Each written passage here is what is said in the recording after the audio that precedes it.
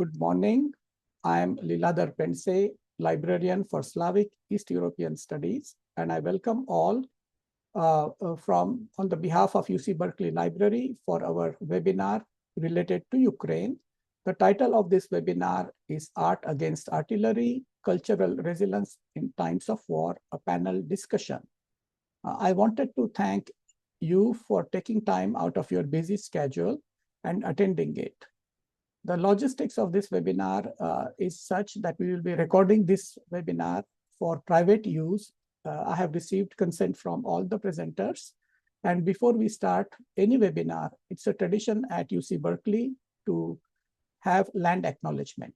So the UC Berkeley Library recognizes that UC Berkeley sits on the territory of Huichun, Poheleno, speaking Huichin, the original landscape of Chochenyo-speaking Ohlone people, the successors of the sovereign Verona Band of Alameda County. This region continues to be of great importance to Muwekma Ohlone tribe and other familiar descendants of the Verona Band. We recognize that every member of the Berkeley community has and continues to benefit from and the use and occupation of this land since the institution's founding in 1868. Consistent with our values of community, inclusion, and diversity, we have responsibility to acknowledge and make visible the university's relationship to Native peoples. As a member of the UC Berkeley Library community, it is vitally important that we not only recognize the history of the land on which we stand, but also we recognize that Muwekma Ohlone people are alive and flourishing members of the Berkeley and broader Bay Area communities today. The event itself is dedicated to artists and writers and authors speaking about Ukraine from their own words. Drawing from Art and Against Artillery, Voices of Resilience, this discussion examines how Ukrainian artists transform the trauma of war into cultural renaissance, building art as a vital tool for healing, resistance, and memory. I will introduce our first speaker and author of the book, Olha Volynska. She will speak about her newly released book, Art Against Artillery, Voices of Resilience, which features 14 English language interviews with Ukrainian artists, musicians, curators, and other cultural professionals living and working through the ongoing war. Created in partnership with Kilden Performing Arts Centre and Norwegian Association of Theatres and Orchestras, NTO, this book offers an intimate look at how creativity continues to evolve, serving as both a means of resistance and a source of renewal. So the floor is yours, Olha.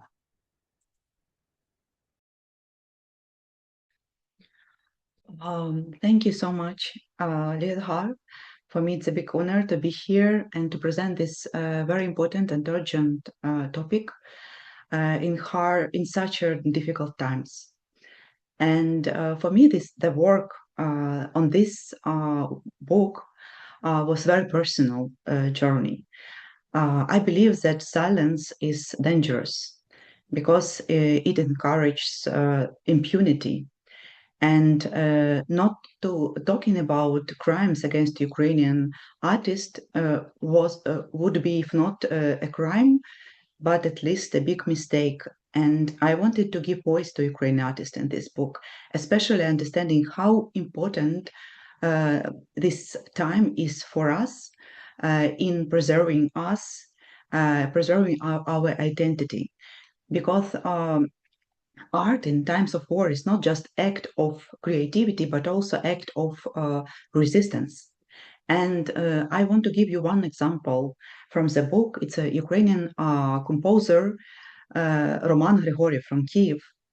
And what he did, he created a piece of music for a part of a Russian missile and played it in front of world leaders with Ukrainian Kiev Camerata Orchestra. And it was a very, very strong message because Russia is sending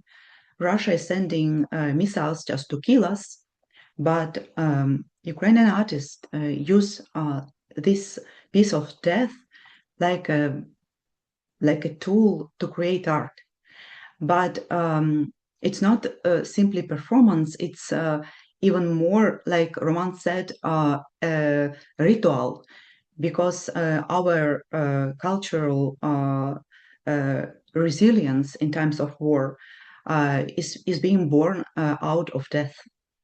And also, what is very important, that artists are the best witnesses, and they document war crimes in the best ever possible form in works of art, and they will remain for decades, even centuries, and they will testify what aggressor would like to erase and to forget, and to not make to tell that it didn't happen.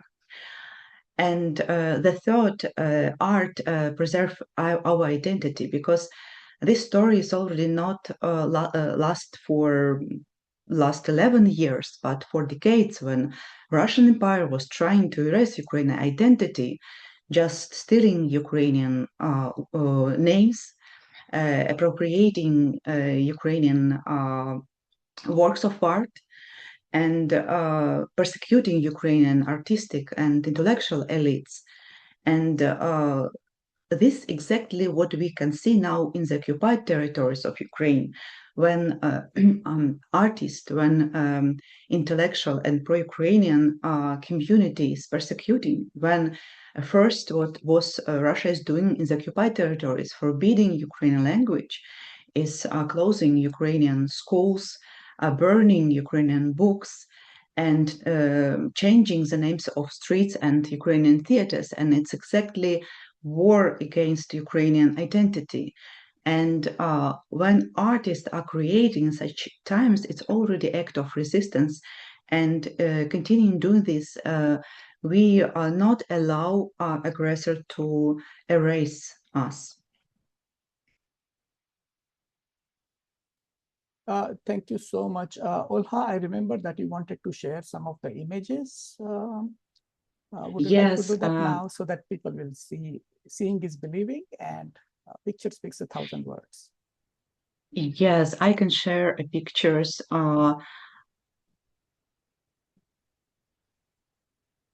Just a second. Sure. Thank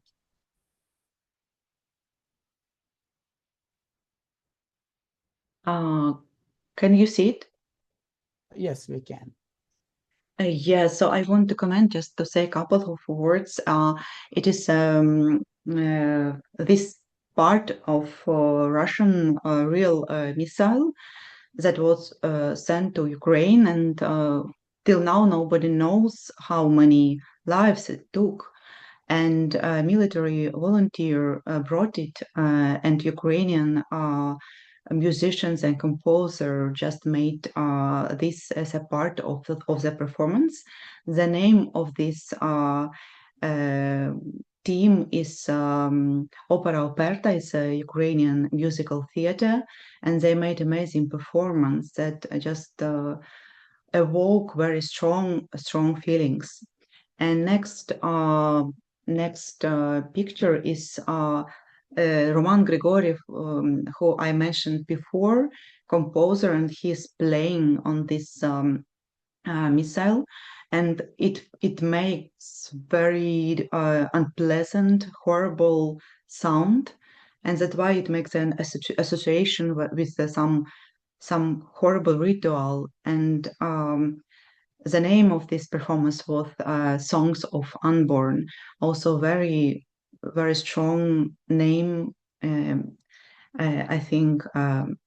So in our presentations of the book German edition, we put a piece of this song, and it's open on YouTube, so you can listen to it. It's very strong, and it's exactly message to the world, just to be heard and to understand what's going on in Ukraine, when composers and musicians are just need to have to play on these weapons.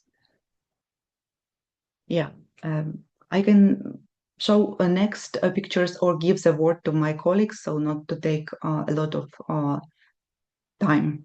Sounds good. We will circle back. Our next speaker is Nata Kushniruk. Nata is an art historian, curator, and researcher of Ukrainian art. She focuses on exploring the connections between Ukrainian and global art, actively promoting cultural heritage through public lectures in museums and galleries, as well as through critical essays and scholarly writing. Nata, the floor is yours. And if you feel like speaking in Ukrainian, that's fine also. But we are all here, we are hearing you loud and clear. So thank you. Thank you for your attention, ladies and gentlemen. My name is Nata Kushniruk, and I am Ukrainian art critic and art curator. Thank you for the honor of speaking about Ukrainian culture to the world and for the opportunity to draw attention to Russia's crimes against Ukrainian cultural heritage. Your attention to the issue of the theft of Ukrainian heritage is an act of solidarity for the civilized values. Culture is a foundation of the nation. When artifacts are stolen, the enemy attempts to destroy our memory and our right to the future. Your support and understanding are unavailable in this fight for our national legacy. I would like to tell you some words about Russia's theft of Ukrainian cultural values. For the many years, I've been working to draw attention to Russia's crimes, and Russia started to do it to steal our treasures from the very beginning. She began to steal our history, our preciousness, and our people. Only through public pressure, international legislation, and cultural diplomacy, we can create the conditions to return our priceless treasures to Ukrainian museums. Russians have always stolen our culture, starting from the very beginning of their existence. Why do they do this? I think because Russian museum collection would be very sparse without Ukrainian treasures. For them, the right to process of our valuables automatically grants them the right to infringe upon our statehood, history, and identity. Who will Russia be if everything belonging to Ukraine is taken from its museums? First, they did it in 1169 when the infamous grandson of Volodymyr Monomach, Andrei Bogolyubsky, secretly stole a work by Byzantine masters, the Theotokos Eleusa icon, and then burned Vyshgorod and Kyiv. Then he transferred the icon to Volodymyr, and where he proclaimed himself Grand Prince. This is the first example of their Russian Orthodox Church being built on theft and lies from its very beginning. Today, the unique icon is located on the Tretьяков Gallery in Moscow. During the full-scale war, we have fresh, painful examples of their thefts.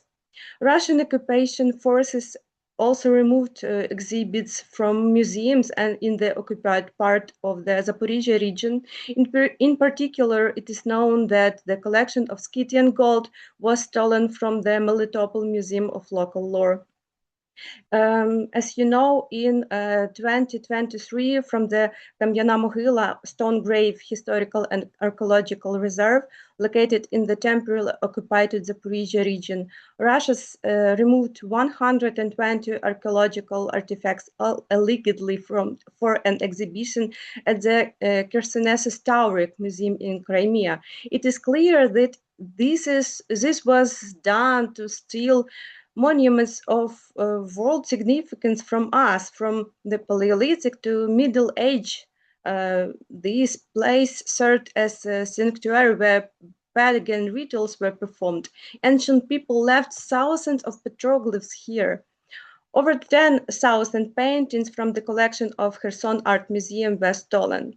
This includes works by world-famous artists and European artists such as Mykola Pimonenko, Sergei Vasilkivsky, Ivan Ayvazovsky, Maria Primachenko, Mykola Glushchenko, Alexei Shevkunenko, Anatoly Basilevich, and many others. From October the 31st to November the 4th, 2022, the majority of the collection was removed in 70 large cargo trucks.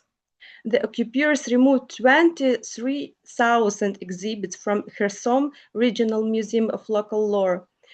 This includes archaeological finds, Scythian golds, ancient icons, ethnographic collections, and archival material. They stole almost all the gold and weapons. The most valuable among these can probably be considered the artifacts from the Great Migration period, Hunnish jewelry. They are very rare. The Huns didn't build burial mounds like Scythians. Their burials were concealed, and very few such ornaments were found. These Hunnish burials are unique to archaeological collections of gold artifacts. The director of the Kherson Art Museum, Alina Dosenko, is cooperated with UNESCO and Interpol to track the identify the movement of the stolen paintings. Today, world museums, including the Metropolitan Museum of Art and MoMA in New York, have been to review their permanent collections and catalogs, recognizing Ukrainian artists such as Arkhip Kuinji and Kazimir Malevich as distinct Ukrainian artists, not Russian. We must do more. Universities, museums, and cultural institutions like University of Berkeley have a critical mission to become platforms for the voice of trust.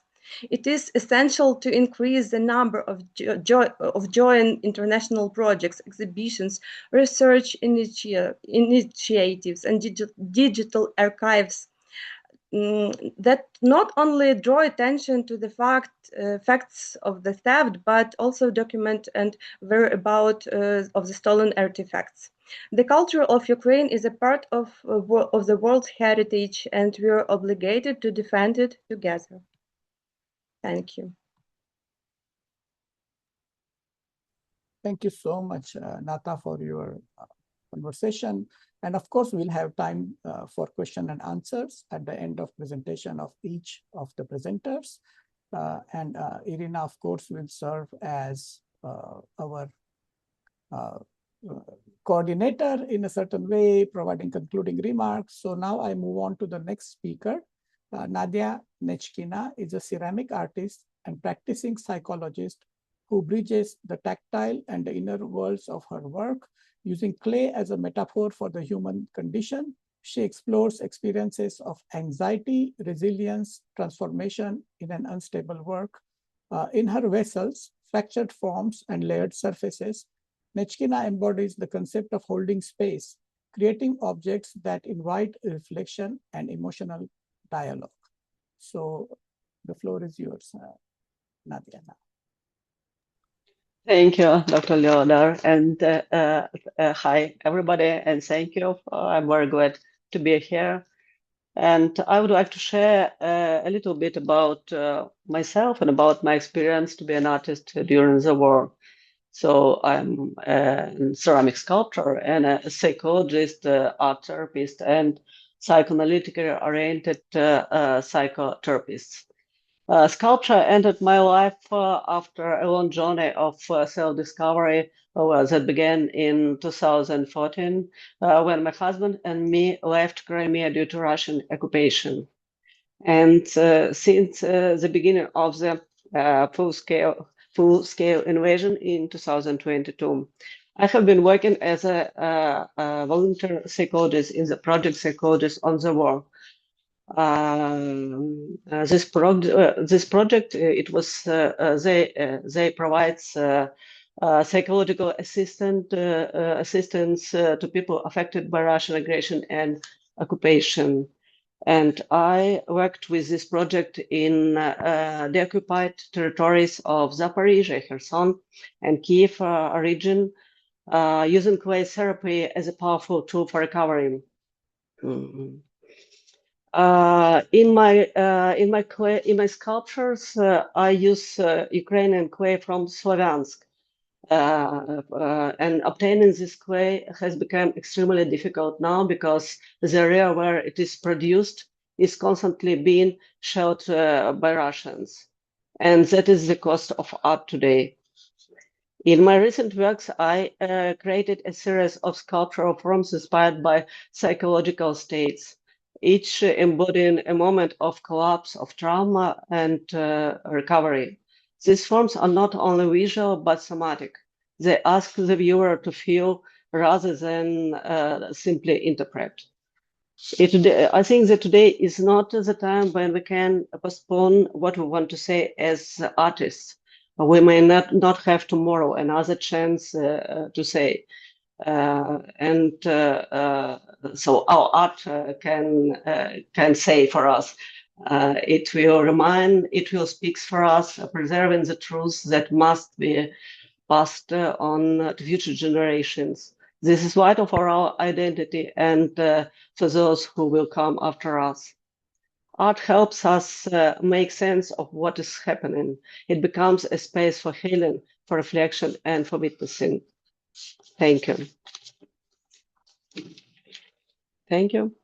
Thank you so much for your presentation, Nadia. And I will give word to now Paul Klingenberg, who is a publisher of the book. And the floor is yours from Klingenberg Verlag, the introduction. So yeah, if you would like to speak. So again, thank you very much for having me tonight, and my kind regards from Austria to all viewers and listeners. And yes, so how did this book come about? Maybe I just want to frame a little bit our publishing house. So it is a small publishing house. We are actually just two persons working there. So which is me and my fiancée. And generally we publish, or we used to publish 2 to 4 books every year. Now we have increased to 6 books every year, and it's getting better and better. So we are 8 years old now. And I founded the publishing house 8 years ago while I was still a student, and I studied philosophy.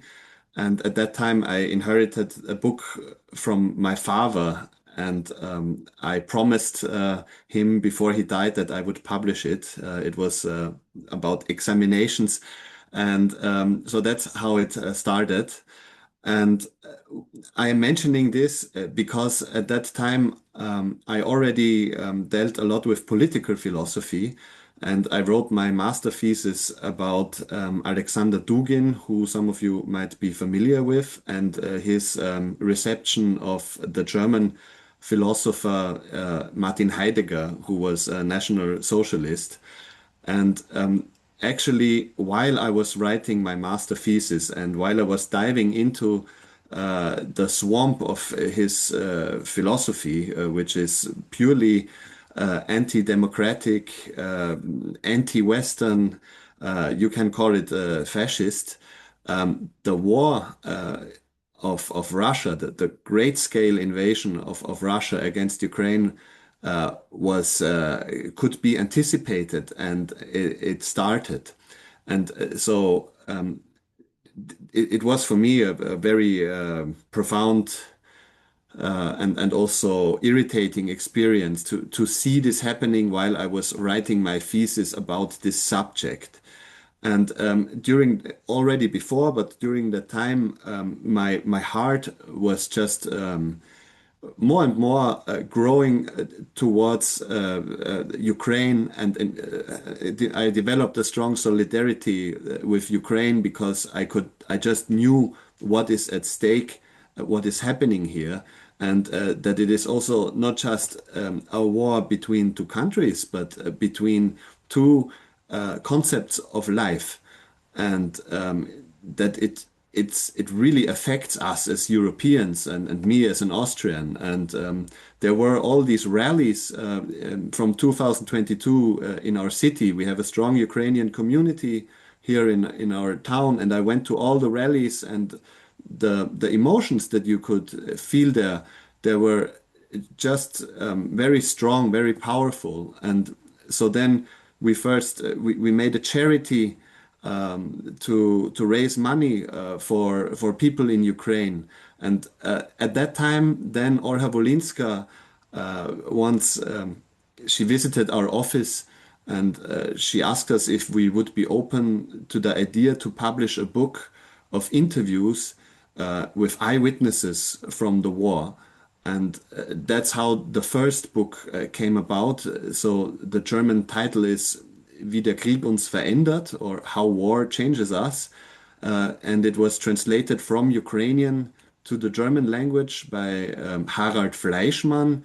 He is a very renowned and skilled translator, and we are lucky to have him here in Graz. And actually, the book exists, I think, only at the moment in the German language, and I can only recommend it to be translated to other languages, because I have to say I've been dealing a lot with stories about this war, but nothing has affected me so much as these stories from eyewitnesses of the war, and it's very sad and tragic stories. So there's images of the people that are spoken about, and this book again showed me what this war does with everyone in Ukraine and with ordinary people.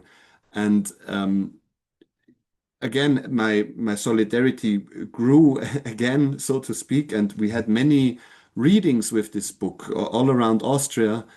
And yes, after that, the idea, Orha at some point asked us if we would be interested in doing a similar book, but with another focus on Ukrainian artists, because she told us that it's quite incredible and very impressive what is actually happening in Ukraine, that theaters are fully booked, that even you have to get tickets for theaters in the black market, so that art has become something very vital and vibrant in Ukraine despite the war, and even though the war is going on. So at the beginning, I thought this would be something counterintuitive, but the more I dealt with this book and think about it, I see a beauty, of course, in that, and also that art is giving strength to Ukrainians. It's a means of identity,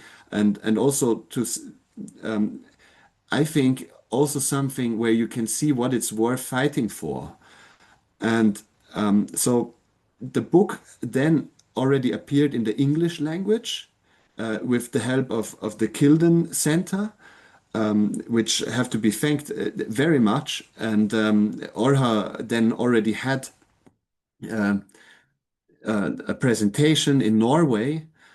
And for us, though, the problem, because one of your question was what were obstacles in the way, was of course the financing. So we are a small publishing house, we don't have a big budget, and doing a translation, conducting a translation from one language to another is a costly and time-consuming thing.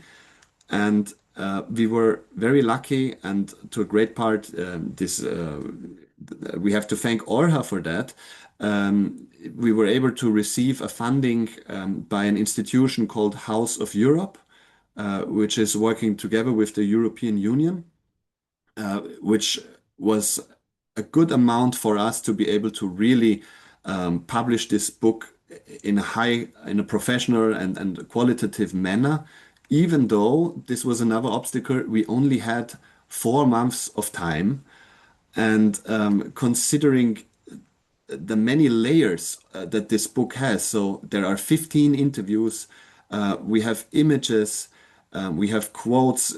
So it was quite a challenging task for all of us, because we decided to have it translated from Ukrainian to German, because as most of you readers may know, it does make a difference if the language or the translation goes over one corner, or if it's directly translated from Ukrainian. And it was important to us to have the originality of the Ukrainian language more accessible or readable in the German translation.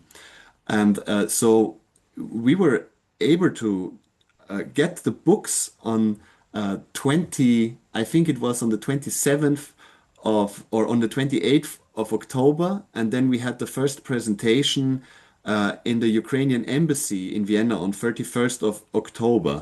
And this is, of course, was also, of course, an honor for us to be able to present the book there.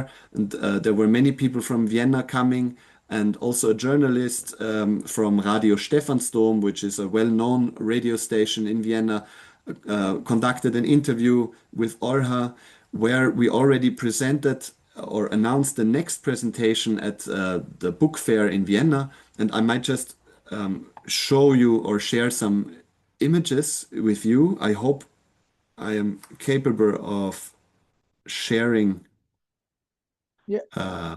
my screen. Yes, Paul. Yes. Yeah. So, yeah, so this was the presentation at the embassy together with Alexandra Sayenko. She's a cultural manager from Vienna, and she made the first German translation of a play about Vichy Vanni, who was an Austrian Habsburg, who decided to become Ukrainian. And it's a very interesting story. And this theater at the script was written by the famous Ukrainian poet Serhiy Shadan, and we invited her as one of the people interviewed in the book to share her knowledge and her experience. So let me just browse through. So this was the first presentation among another presentation of cultural sites in Ukraine. Paul, And yes, we cannot see your images. They're very small. Can you make them bigger? Or oh, I'm sorry. Yeah, Okay, because okay. my Thanks colleagues, for telling they me. just let me know. Thank you.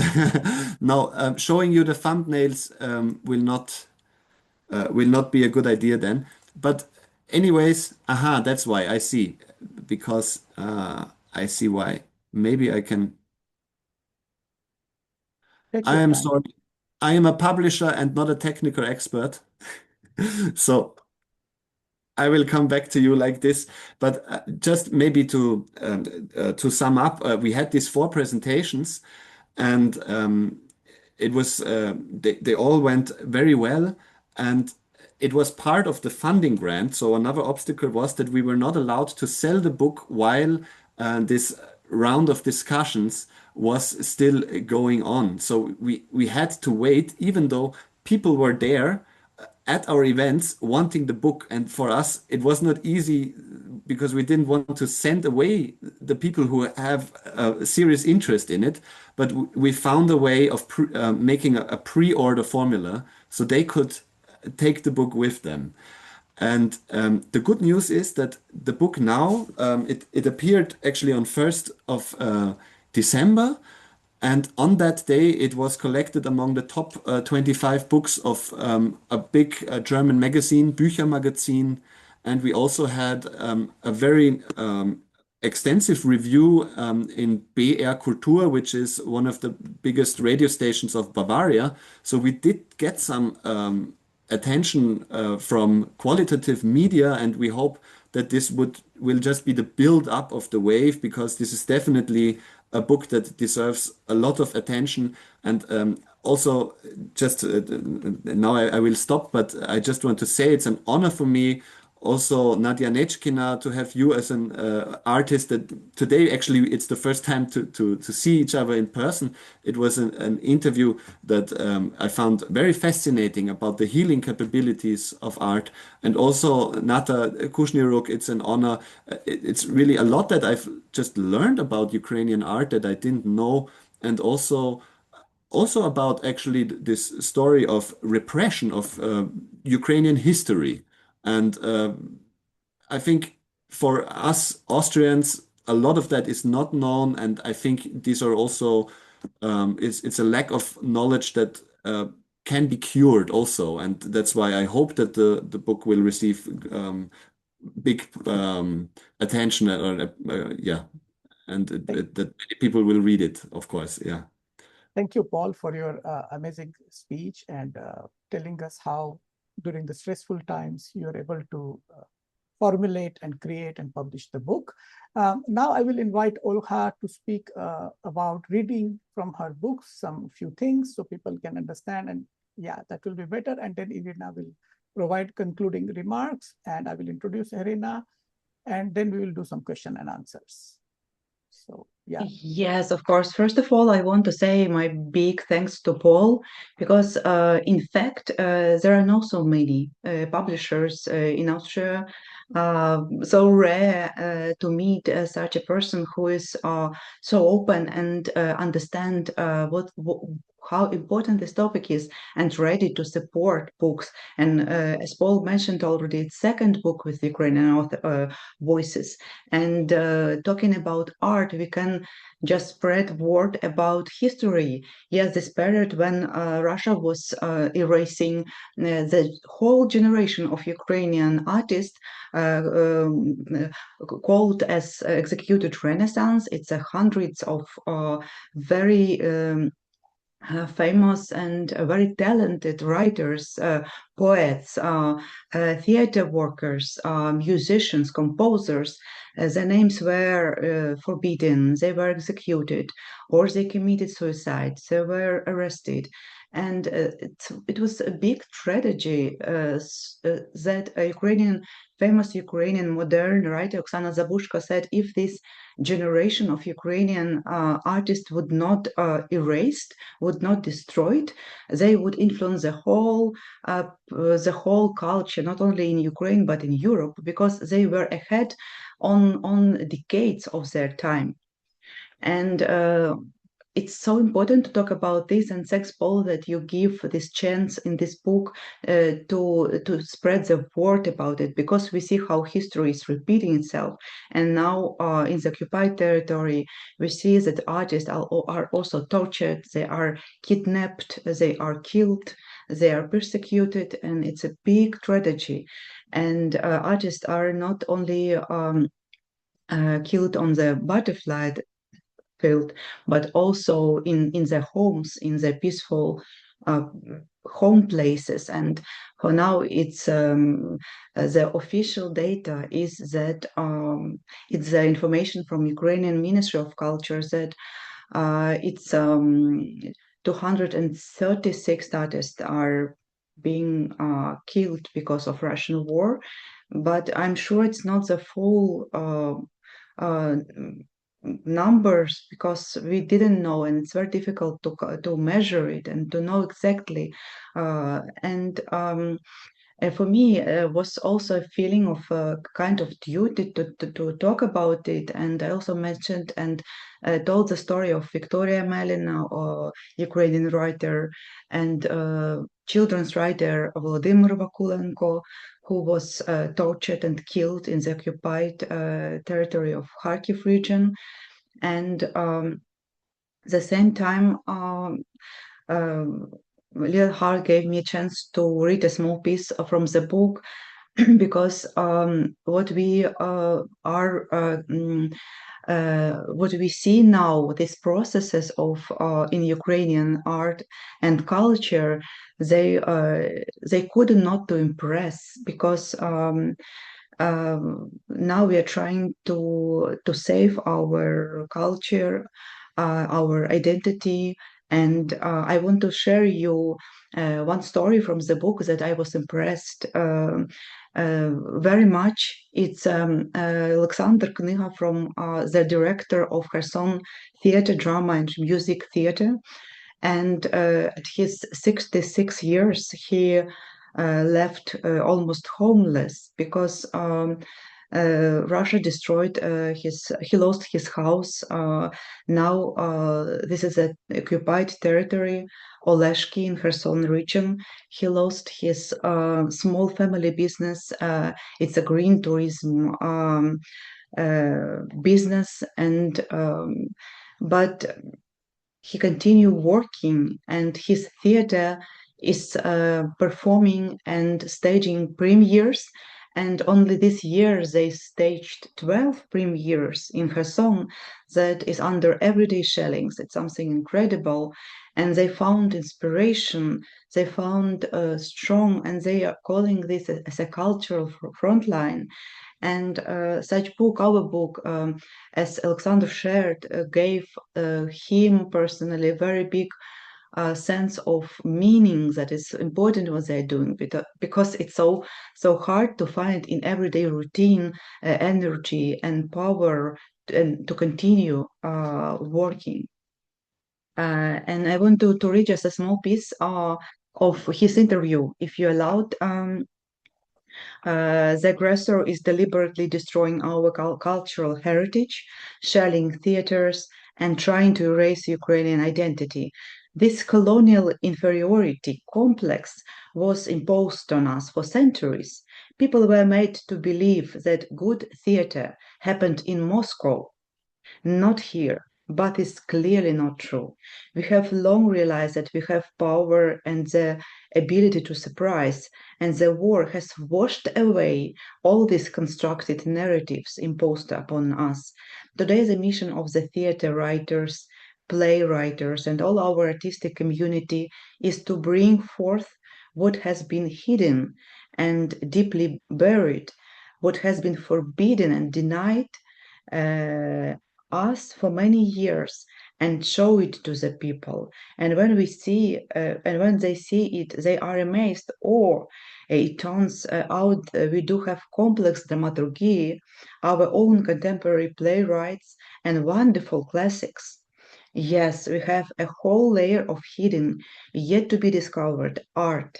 Coming to the theater now feels like visiting a healing spring that leaves you transformed. This is how we preserve our identity and humanity. Thank you. Thank you so much. Now I would like us to a little bit reflect upon it, but before that, I would like to invite Irina to provide some, I will not call them concluding remarks because it's the start of a conversation. But before we do that, I would like to introduce Irina. Irina is the co-founder of Chitomo, an independent Ukrainian media outlet covering publishing and contemporary culture. Irina coordinates several publishing research projects and serves as a market observer. Previously, she held position of the deputy director and head of the analytical department at the Ukrainian Book Institute. So Irina, please. Thank you so much. It's really an honor for me to be here. And I would start my speech from, like I said, news. And I want to express like my deepest condolences to the US citizens. Because just yesterday, Porter Anderson, the famous journalist, book journalist, passed away. And this news, even despite Ukrainians are living through the losses every day, it shocked us and our community. And we are very grateful to Porter Anderson, who was an editor-in-chief of the Publishing Perspectives, for all of his support and for making Ukrainian voices a little bit more visible. So, as you can see, I started from mentioning the person who we deeply valued for his help, for the partnership. And this conversation makes me think that the partnership and the solidarity is one of our most important assets that we all have. So I'm very grateful to Liladhar for organizing this event, for giving us all the opportunity to speak again about Ukraine and about Ukrainian culture, and to each of our speakers who provided such a meaningful insights. Of course, we have lots of Ukrainian artists who unfortunately became the victims of Russian aggression. As Olha mentioned, just as for October this year, it was 263 people, and this is the data of Nedopисani project. And this is a volunteer project that are trying to mention each name of the artist, translator, writer, everybody who were connected to Ukrainian literary sector. And that's why the project, the name of the project is Unwritten. This is a huge loss, of course. And again, my deep gratitude towards the partnerships and opportunity to speak and opportunity to be visible goes towards everyone. Because while we were speaking about resilience and about Ukrainian culture, amazing Ukrainian voices and trends that are really impressive for the international audience, the cues to the theaters, as my colleagues already have mentioned, or the big bookstores that were opened, or people who are willing to read Ukrainian authors.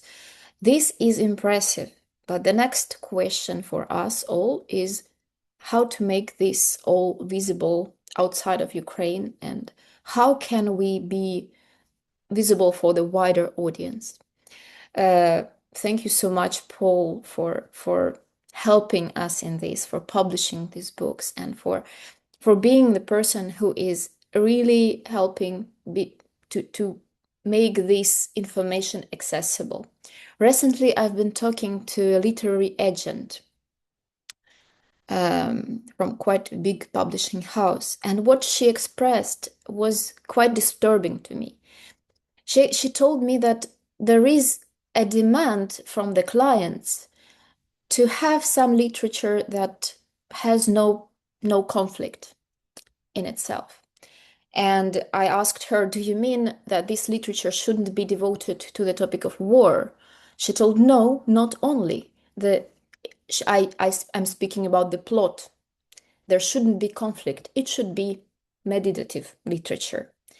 No stress for our readers. And this is something very symptomatic, and this is something that scares me. We can see that the trends of escapism are rising. We all know that people are tired of so-called sad news. Of course, partly this is Russian propaganda that is fueling this, tiredness and so on. But on the other hand, we understand that this is something that is quite natural. We all want to have something more positive in our life. We are looking for success stories and so on. But how can we make Ukrainian literature, Ukrainian artworks, topic of Ukraine, be visible for the general audience? Just recently, I finished my volunteer project, which is the Ukrainian book stand at the Salon du Livre in Montreal. And we were providing the books in translations, showing to the people what they can read in their own language. And people were asking for big fiction novels. They were asking for something more light, more lighthearted. And the question is, can we and can Ukrainians even produce this light-hearted, creative content right now? I think it's so much, it's almost impossible. All of us, starting from the poets, ending with, journalists, we are all involved in a documenting process. And this is something very important because, as you may know, this war is one of the most documented war in human history. However, we still didn't have a chance to reflect on it, but the demand is rising. What I can see from the Ukrainian literature, we have the non-fiction stories, we have documents that are now transformed into fiction, like narrative fiction, let's say. I have this book, The Flood. Oh, sorry, my filter can't show it to you. By Yevhen Lir, by Ukrainian publishing house. It was published in English, and it's about Kakhovka Dam disaster caused by Russians and the huge ecological catastrophe that now is turned into a novel with very few fictional elements. We have another book by Artur Dronь, Hemingway Knows Nothing. That's the name of the book. And this is a short prose collection by the veteran, by soldier, ex-soldier, but now veteran, Artur Dronj, who is also a poet. And this short prose also contains very few fictional elements. This transformation is now in trend. But my main question is still the same. How can we make our artworks, how can we make Ukrainian literature be available? Recently, we made the analysis of the availability of translations, or in German, in French, in English, and in Spanish. And we found out that there is nearly 150 books in German that are available in distribution system. We found out there is almost 200 books in English that are also available for B2B sales. So, but many of very brilliant books are not in the distribution systems. Many books are not visible on the bookshelves of many bookstores in Germany, in the UK, in the US. And this is something that it's not enough for us. Firstly, it was a problem how to make the translation happen, because we have not so many Ukrainians, not Ukrainians, but translators who are speaking Ukrainian, who are able to translate. The second problem was how to find a publisher, where to find a publisher who is interested in this idea, who can see the interest in adding this book, this title to his or her catalog. The other question raised, how can we find a publisher who will not only win the grant, but like Paul, who will find the opportunity to speak about this book, to promote this book, to make it visible? And the last question is, how can we find the distribution network that will make it possible for the libraries, for the bookstores to purchase this book without any obstacles? So we created, together with Chitomo team and Craft magazine, we created the big database of available books that are now could be purchased in different countries, in different languages. The name is Chapter Ukraine. And I think this is extremely important because we can speak together, we can exchange our thoughts, we can engage the audience. For each event, we are gathering together, but we may be still in our little bubble. I would also add one little thing, because one thing that impressed me a lot and that impressed our visitors at the Salon du Livre, that our presence, Ukrainian presence, was organized by my other NGO organization, Ukrainian Club of Montreal. And we brought the exhibition of Azanizi Maza. It's a Kharkiv studio, Kharkiv art studio that is working with kids. It's 40 kids who are like 6 years old, 9 years old, 12, 14 years old, who are creating masterpieces in a bomb shelter in Kharkiv. So the studio situates by itself in the bomb shelter of the Second World War, because they need to create a safe space for children to create. I'm pretty sure that many of these kids are going to become very famous artists. And all of the people who were passing by this exhibition, first of all, they couldn't believe these are the artworks of kids. Secondly, they were not able to believe that this is something that is happening in bomb shelters. But I could see that people are not passing by, they are not turning with their backs. And the power of this artistic expression was really, it was hard to measure. I think it was really something impactful. I want to see more exhibition like this. And we need this to happen because we have our connections, because we have our partners. I've mentioned Porter Anderson, book journalist, and he recorded the interview with me and my team at the beginning of the full-scale invasion. And the name of this interview was "Solidarity is Our Superpower." And I think it's so precise. And I was speaking back then about Ukrainian solidarity, about solidarity among Ukrainians. But now I think it's much more, and it touches all of the rest of the world. And I feel this solidarity, and I want all of us. Maybe I need to finish with call to action. You know, unfortunately, in 3 months, we maybe will commemorate the day of when the full-scale invasion had started, the 24th of February. And what I encourage all of you to do, if you can, just visit your local bookstore, visit Chapter Ukraine, and in a few clicks, create the list of the books that you're interested in, or suggest this tool to the bookstore. Let's create the bookshelves, at least for this date, of the Ukrainian literature that is modern Ukrainian literature, that everybody can choose their own book, their own writer, their own voice, fiction or non-fiction. It doesn't matter. But the most important is just being present. And this is something that is very much endangered. So I'm very grateful for your attention, and I hope it will work.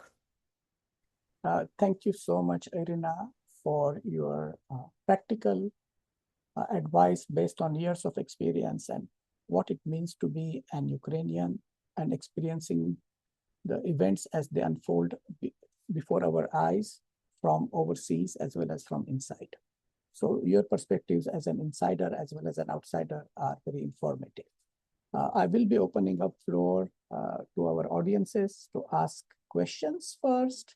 So please type in your questions into the questions and answers facet so we can address them, because otherwise we have to wrap up the webinar. We'll go slightly over because we started slightly late. So please, by all means, ask your questions. We are waiting for your questions. And if there are no questions at this point, I have a few questions that I would like to ask. And I will start from the end of the question. So on the creative evolution, and this is for Nata Kushniruk and Nadia Nechkina, the event description notes that the creativity continues to evolve during the war. Based on your observation, Ms. Kushniruk, and your practice, Ms. Nechkina, what is the most significant and enduring thematic or material shift you have observed in Ukrainian contemporary art since the full-scale invasion began, and what does this shift suggest about the future of Ukrainian culture?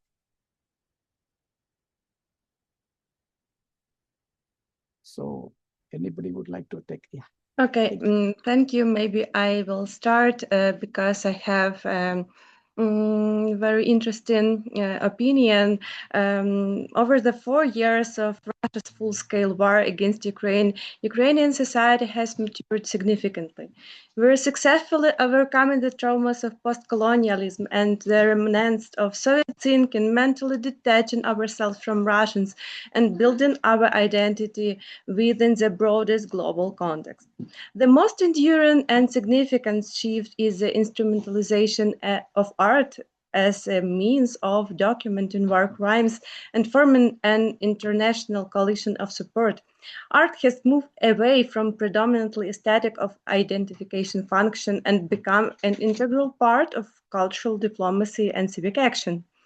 Artists are translating this process into the language of contemporary art and are presenting Ukraine with very high level. For example, we finally raising the issues of hostile propaganda that consumes us through Russian literature, music, television, and social media, as demonstrated by the Ukrainian artist and soldier Radoslav Dzюба in his project Hostile Literature. I will show you his work, and I will share my screen because it is very powerful work.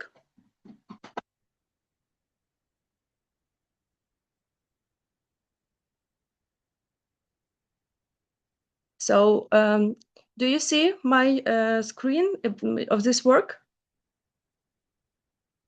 Yes, we do. Okay, the name of this art project is Hostile Literature. This project is about the foreign imperial culture, cannot be just a book, but it is an instrument of subjugation. This is a trap with Russian narratives and ideology about books that actually works as a mechanism of colonization, the memory loss, because we lost our memory when we use Russian. And in September, the art gallery at the University of Michigan hosted a truly beautiful exhibition called Between Voice and Silence, dedicated to the fallen Ukrainian soldier and poet Maxim Krivtsov. And we should know about this, about such exhibitions, because it featured works by Matvey Weisberg, Katya Lisova, Irina Bondarenko, who reflected on the power and limitations of human agency in the face of overwhelming force. We raise the issues on the deconstruction of society, existential crisis, loss of home, and roots, but also the strengths that allows Ukrainians to maintain their defense. We are developing new artistic practices previously unknown to Ukrainians, such as post-performance method, an area consistently explored by the artist Yevgenia Kupchan. In her artistic practice, we observe a return to the identity through physical presence and corporeality, which is a sincere response to the postmodern deconstruction of the embodiment. And of course, high quality Ukrainian art projects are being showcased in New York by Ruchard Hub and Mria Gallery, in Berlin by Serpent Gallery, and through international projects by the Kozytsky Charitable Foundation and Zanik Art Gallery, as well as participation in major contemporary art fairs like Milan Triennale, Art Puzzle, Art Freeze, Vienna Contemporary, and others. So we are raising themes of equality, subjectively love and trust amidst a deadly war. Regarding the latter, I think this is a key marker of belonging to metamodernism. This belonging is evident not only in face, but in the aesthetic of oscillation. Ukrainian artists masterfully combine pathos, documentary seriousness, and ethical responsibility with irony. The future of Ukrainian culture is converting trauma into cultural capital and creating a new international aesthetic of resilience. Ukrainian experience has a potential to become a model of cultural decolonization and anti-imperial vision for other nations. The art of the future, I think, will be inextricably linked to civic actions, which will make Ukrainian culture one of the most socially engaged in the world. Thank you. Thank you so much. There's an open question in the question and answers. Could Olha please show the rest of the pictures that she had to skip during her initial presentation and comment on those pictures if possible too? And I know we have a short time, but it's important that Olha can show some of those pictures. Thank you, Liladhar. I will show the rest of the presentation with a pleasure. Okay, let me just add a copy. One moment, please. Yeah, sure. And Nata, could you please stop sharing your screen? Thank you so much. Okay, I will share now. I will share this screen. Do you see it? Okay, thank you. Okay, and now, do you see it? This is the Hostile Literature by Radoslav Dzuba, and he is an artist and soldier now, and it is, I think, one of the most most powerful works, art objects about Russian propaganda in Ukraine, because it helps Ukrainians to forget all of our roots and start to think like Russians and do like Russians. Okay, thank you so much. Olha, would you like to now share your screen and show some of the images? Yes, And then we'll conclude yes. the webinar. Thank you. Yes, could you see now the presentation, the picture? Yes, we do see. Yes, and I was very impressed by words of Irina. Thank you very much. I also believe that we should be more visible in Europe, in the US, and it's just about. It's also about fair, because so many years and even decades, Ukrainian culture was under suppression. And now we are in a condition of decolonization, and artists feel it the best that we are reading off of old narratives, post-colonial narratives, and we want to reunite with our roots. We want to know our history. We want to know that exactly names that were forbidden, that were hidden, that were just destroyed. Olha, sorry to interrupt, but can you make it as a slideshow, because people cannot see, they only see one frozen thing. Can you please make your pictures bigger so we can see? Bigger? Oh, one moment. Yes, I will try. Slideshow, please. I'm trying to do this. Because I see the instructions in non-English. Yes, it doesn't want to do this. It says I don't know. slideshow on the top. It says on the slideshow next Just to a second. animacja. Yeah, so you can make it big.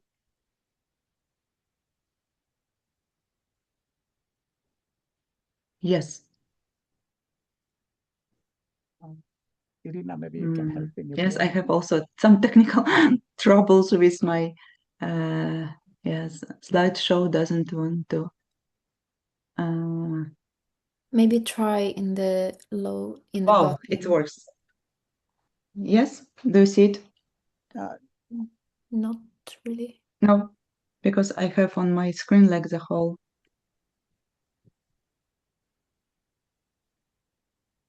I can see picture on the whole screen. You not? No? No. Okay. Maybe you stop sharing and reshare again and start the slideshow. Yes. Please. Thank you.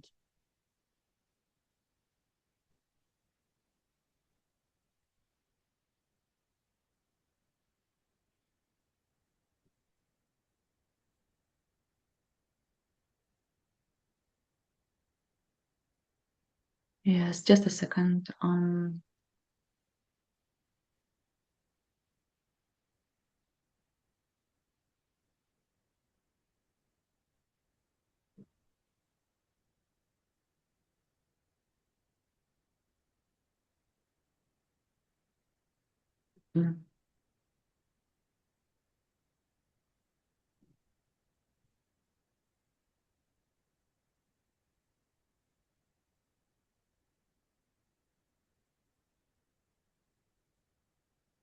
We see your No. screen. Yeah, slideshow right there. And so Nachala.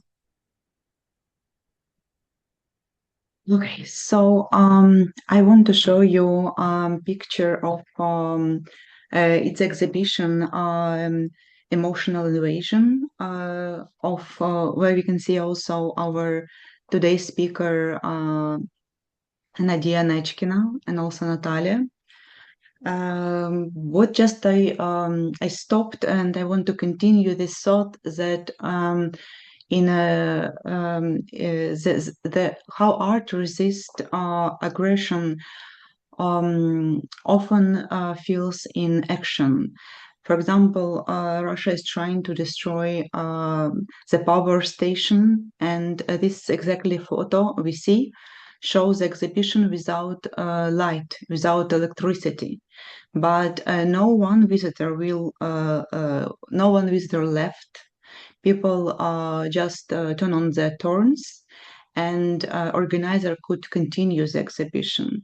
The same with the theaters when they are destroying deliberately Ukrainian theater buildings.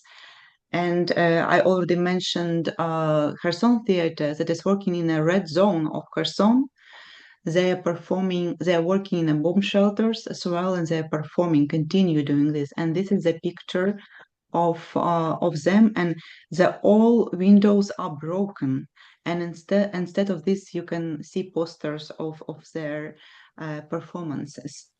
I also wanted to show you works of Nadia Nechkina, because I promised at the beginning how art can be an example of emotional documentation of crimes. It's I think Nadia will say better. It's a work we also in our German edition. Paul decided, and I supported this 100% to leave the work of arts in color and to show them in the book. And here is a work called the Weapon of Mass Destruction. And I would love Nadia would share with us what it means and which messages you put into this, because I think it's very powerful. Yeah, okay. So this work is Matryoshka, which how to say, I don't remember how is it in English, granata. Хто мені може підказати? Grenade. How? Grenade, yeah, grenade, так, yeah. So it's like Matryoshka, like the partly grenade, it's like with explosion inside. So it's like it was the first days of war starting. I was thinking about what should I do to kill the Russian culture, and I was finding a form how I can kill them. I don't know, and I found Matryoshka. I understand that it's not only Russian symbol, so. But anyway, for me, it's like it's fully describes Russia. I mean, it's they do not have inside the Matryoshka not the emptiness. Yeah, it's emptiness, but inside is explosion, emptiness. It's like the emptiness which kills everybody else. So this is the sense of this work. And this is a health machine. Also, could you talk just a couple of words about it? Yeah, it's the propaganda process. It's like the photo of this work is from behind, so we can't see that on the front. It's like the form of Matryoshka going outside of this machine. So the idea is like how propaganda work. The people like with angles, not very comfortable, come inside this machine, and outside going like a very comfortable people, like a mass, not a people, like a mass which is ready for doing anything. So this is the idea. Yes, and I would like to say a couple of words about also photographs. In our book, I talked to a Ukrainian photographer, Andriy Kotlarchuk, and he's representing art photography. He's working very differently, not doing a reportage, but making each of his photographs as a piece of art. And here you can see a very powerful shot of Ukrainian military woman in a raid through Dnipro River in the same conditions and operation with men. And when you see on this picture, you can see maybe it's a shot from some Hollywood movie, but it's a real condition. It's not a staged or fantasy of photographer. It's a real situation and real war. But such pictures, such photographs, they really leave a very strong mark in the heart. So you start thinking about it, and it leaves a very powerful impression. This one is about Ukrainian voluntary military. Picture was made in 2015, and it was a whole series of Ukrainian volunteers that the first men who came to fight in the east, hoping that the war will end just in a couple of weeks, maybe months. And you can see very open, friendly, relaxed face and person. And this photograph touched a lot. And yes, it's one of the most scaring picture from Andrei.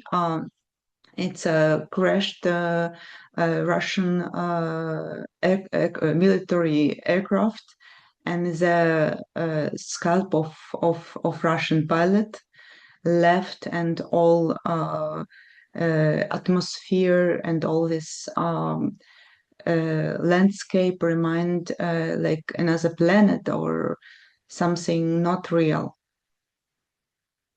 And the last one is a Ukrainian farmer just sitting in the big hole that was recently his field, because Russia just dropped 500 kilograms bomb on this village, and it was deliberate attack on peaceful village. And I think this farmer, his name is Anatoly Shepeluk, just sitting on this place where his life was before, what left. Yes, yes, it's very, very emotional, very strong photographs that are talking by itself. And Paul wanted to show, I think, one of these pictures. It's a book in Vienna book fair, one of the biggest book fair in the German world, where we presented book, and I think audience reacted very profoundly, with a big interest and with a big empathy and support and solidarity as well. So I am very happy that we had this grant from House of Europe, and we could release this book. But also a big part of contribution was made by Paul himself. Yes, I think that's all. And the last picture, it's my favorite, not just favorite, but one of the artists that I really admire of. It's a director and conductor of Mariupol Philharmonic. And he just miraculously survived in Mariupol. He almost died there during siege. And but when he escaped from Mariupol, in a very short period of time, when he recovered after this shock, he restored his orchestra, and now he's giving with Orchestra Renaissance tours in Ukraine and Europe, playing Ukrainian classical and modern music. And he said, after what I saw in Mariupol, I would never play Russian music. So it's a position of many Ukrainian artists, composers, singers, poets, and it's a rejections of everything connected with aggression. Thank you so much, Olha. Unfortunately, time is something we cannot turn back, and we need to conclude our webinar here. I wanted to thank all the attendees who stayed with us with our technical difficulties of a sort, and also wanted to thank UC Berkeley Library, Institute of Slavic and Eastern European Studies, Department of Russian Languages, Slavic Languages and Literatures, not Russian, Slavic, keyword, who supported this enterprise. I wanted to thank, of course, Olha Volynska, Nata Kushniruk, Nadia Nechkina, Paul Klingenberg, and of course, Irina Baturevich, who all of us contributed to something to enhance our understanding of not only what's happening in the Ukraine, but how creativity can serve as a force of unity and resilience in these complicated times. I should conclude now my webinar. Unfortunately, we are out of time for any more questions, and we will be sharing this recording with the participants, I mean to say with the speakers. Thank you so much again, and have a good evening. Thank you again, and talk to you soon. Bye-bye now. Thank you. Bye-bye. Thank you so much. Thank you.